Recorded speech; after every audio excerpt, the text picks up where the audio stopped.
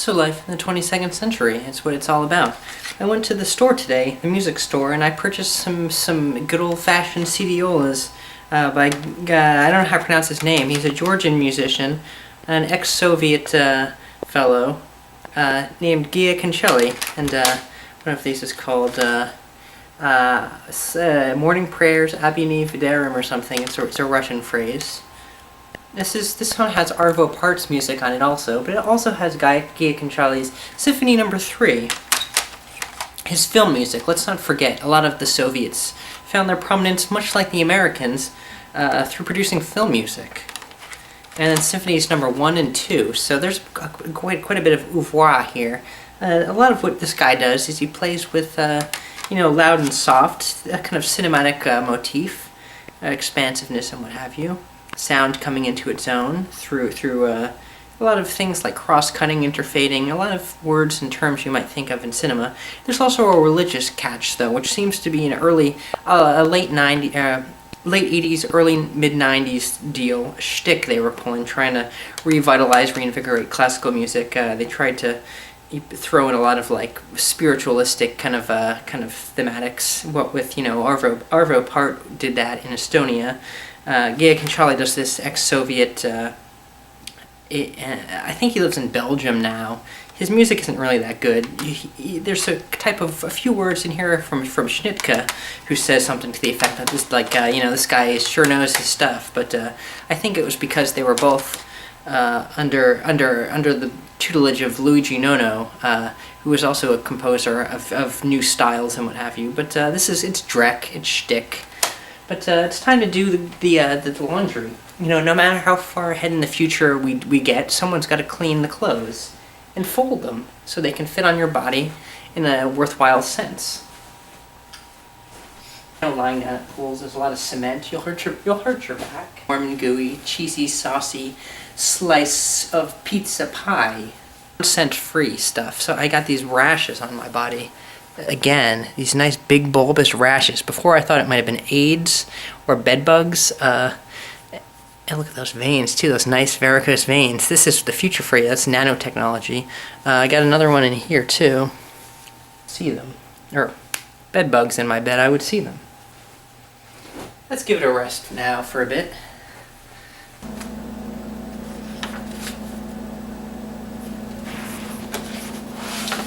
Nikita's alive.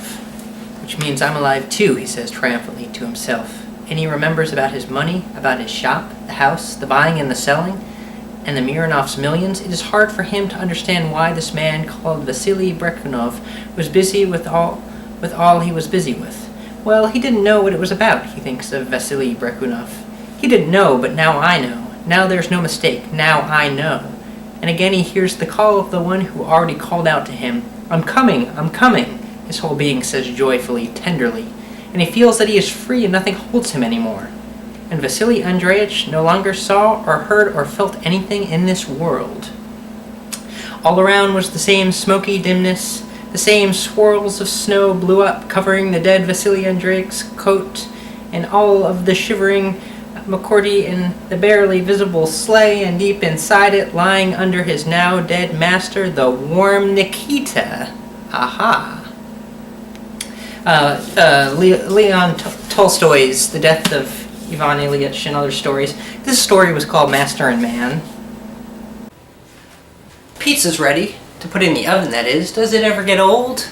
I don't know. Even when cold, it's a tasty treat. To put in your belly. It's not too smelly. It's good all day. Why not give it a try? It's frozen, but soon it will be warm and gooey. For me and Yui. Red Baron, why not give the Kaiser's Best a try? Okay, pizza's almost ready. While we wait, let's not forget to get ourselves a drink. What working man doesn't enjoy a little bit of a kickback at the end of the week, on the weekend? Nothing more modest than a shot of whiskey with some orange juice. So step aside, punk.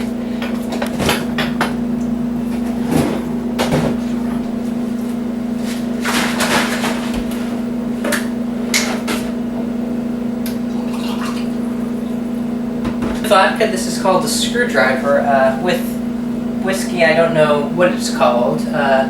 Let's just call it what it is. Bourbon with orange juice.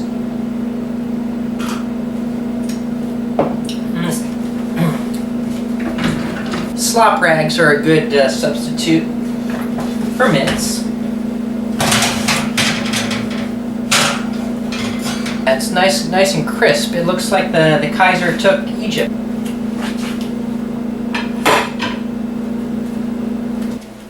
Cutting a pizza for me has got to be the most satisfying thing to do all week.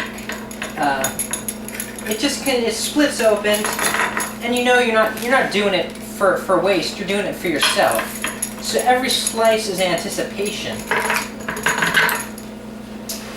I smell pizza, and that means someone is squandering their wealth instead of giving it to me, licking my boots. Oh, what? You again?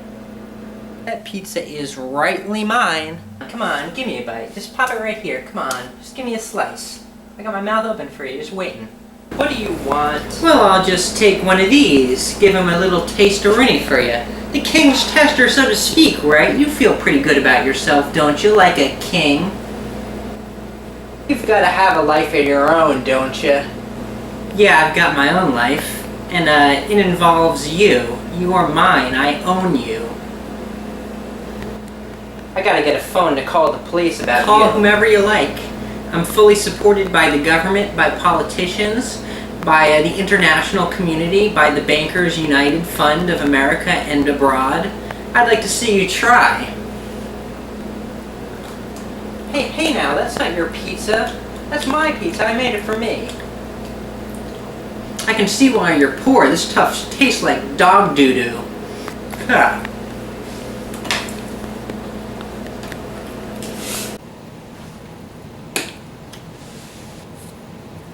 Little bit of the old garlic powder. Spruces the thing right up. And I don't know what it is with that guy, but dog feces or not, even the insects have their simple gifts to get respite from. And a Red Baron pizza, once a week, once in a while, it's fine by me.